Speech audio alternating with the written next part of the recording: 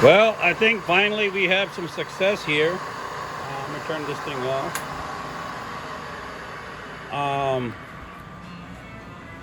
I had to basically build a brake system in there. I mean, this is my little pendant.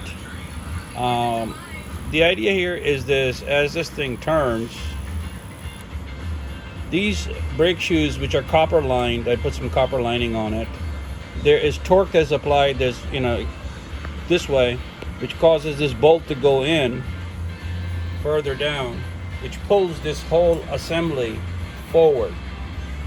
And then I had to kind of build a little stopper because these shoes will cant left and right. So this little stopper, you can do an adjustment on it. So now basically when the brake is applied, which I have it on right now, the whole fixture stays rigid. And so far I think we're doing good. So we'll show you. This is at a pretty high speed. Obviously I won't be running it at that speed. And this is probably the speed we're looking at right about here. So I'll show you guys how this thing works out.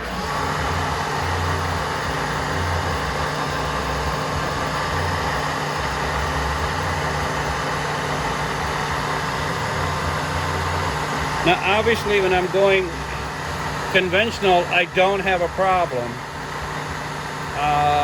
Brake doesn't really make any difference. Okay.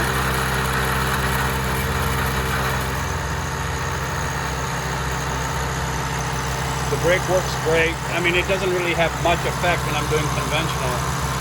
When I get to climb milling,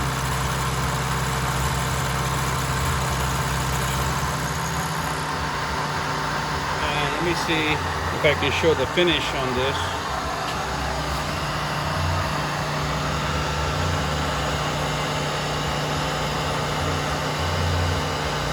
It's not bad. Now, when we go to climb milling, here's my wrench here. I'm going to tighten this up a little bit more because I think it's a little loose. Drag is so important on this. I'm going to go about yay high, and let's just see how she does in climb milling.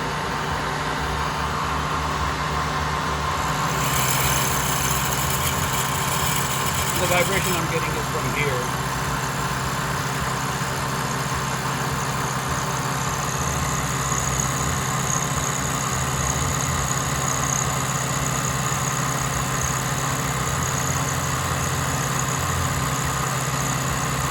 I'm running a 2-flute end mill,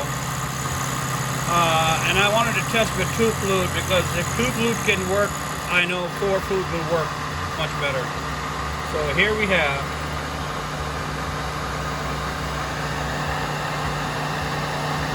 I think my end mill is wearing out here too, but it's a pretty reasonable.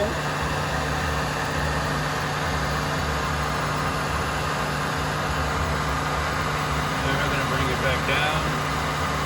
I'm more interested in climb milling because conventional is okay. Does the job, but I end up killing my end mills a lot with conventional. So I'm going to speed up a little bit to get me to the climb milling point here. I'm going to set this guy down about 1/10. And here we go. Now when you start hearing this squeaking sound as it's going through, that basically is telling me my feed rate is slow. I need to increase my feed rate. See, you can hear it. Right there, you can hear the feed rate is too high. So here I'm going to reduce my speed down to about 1400 from 2000, and now I can use that feed rate and go through climb milling.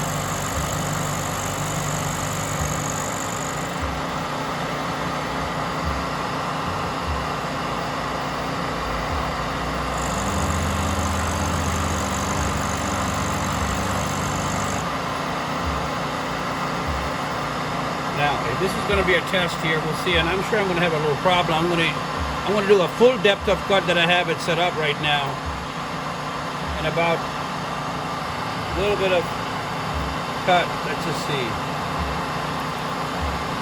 I need to slow this thing down. See, there you go. That's way too much I'm chewing.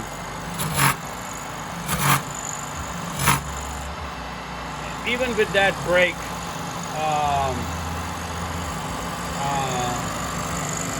that is way too much for it to handle. So I think, the best I can do is about, I think, 1/4 of an inch depth of cut. But I'm going to experiment with different cutters. Obviously, I'm running, and this is what it did, as you can see. I'm going to take it back up to about 1/4 inch.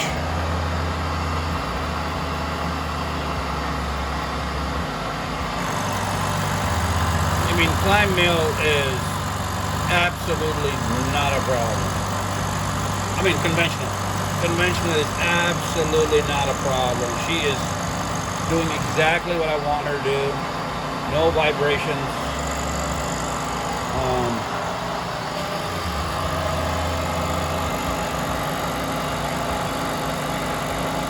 I do another pass here. Drop this thing down. It's kind of hard to do.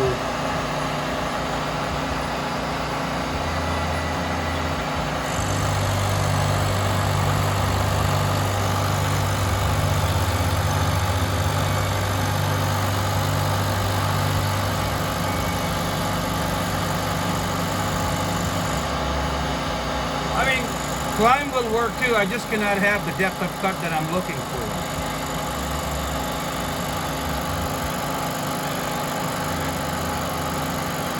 Again, everything comes down to being rigid. So that's basically the difference between $4,000 or $5,000 proper professional rotary table and a homemade rotary table.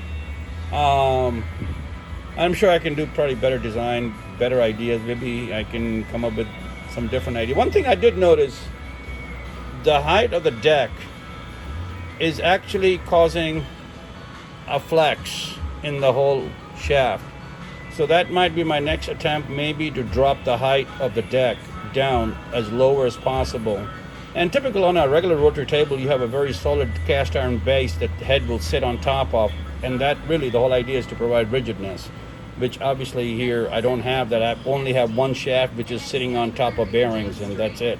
So anyway, I think this is good first progress. I'm happy. We're going to try some other ideas here, do some final tweaking. More to come. Take care. Bye.